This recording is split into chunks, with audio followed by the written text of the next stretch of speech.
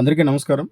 Kurnool fourth town police station పరిధిలో కర్నూలులో నివాసం ఉండేటువంటి కారు డ్రైవర్ గురుస్వామి అనే వ్యక్తి ఇంట్లో ఈ సంవత్సరం ఫిబ్రవరి నెలలో దొంగతనం జరిగింది. అందులో 11.5 తులాల బంగారాభరణాలు, అదేవిధంగా 15,000 నగదు ఎత్తుకెళ్లారని చెప్పేసి ఇచ్చినటువంటి ఫిర్యాదు పైన కర్నూలు ఫోర్త్ టౌన్ పోలీస్ స్టేషన్లో కేసు నమోదైంది.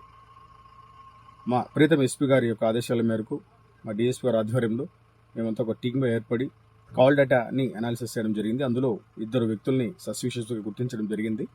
సో వారి కదలికల మీద నిఘా ఉంచడం జరిగింది.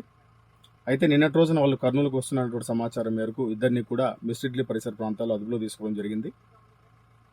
వారిద్దరిని విచారించగా మనకు తెలిసిన విషయాలు ఏంటంటే, మొదట జగదీష్ అనే వ్యక్తి, ఇతను గుడివాడకు చెందిన వ్యక్తి. ఇతని మీద ఇప్పటికీ సుమారుగా 25 పైన కేసులు, దొంగతనం కేసులు నమోదై ఉన్నాయి. పలుసార్లు ఇతను జైలు కూడా పోవడం జరిగింది. అదేవిధంగా ఇతనికి 2nd బెటాలియన్ కర్నూలులో పనిచేసేటువంటి ఏపీఎస్పీ కానిస్టేబుల్ సహకరించి అతను ఇద్దరు కలిసి అతని బండిలో రెక్కీలు చేసుకొని లాక్ హౌసెస్ ఏవే ఉన్నాయో చూసుకొని తర్వాత అవకాశం దొరికినప్పుడు వాళ్ళని దొంగతనం చేసే విధంగా వాళ్ళు ప్లాన్ చేసుకోవడం జరిగింది. సో నిన్నటి రోజున వీరి యొక్క కన్ఫెషన్ మేరకు వీళ్ళిద్దరిని కూడా అదుపులో తీసుకొని అరెస్ట్ చేయడం జరిగింది. వారి నుంచి 5 తులాల బంగారు ఆభరణాలను కూడా రికవరీ చేయడం జరిగింది. అదేవిధంగా సదరు నేరానికి ఉపయోగించినటువంటి కృపానంద్ యొక్క పల్సర్ మోటార్ సైకిల్ను కూడా సీజ్ చేయడం జరిగింది.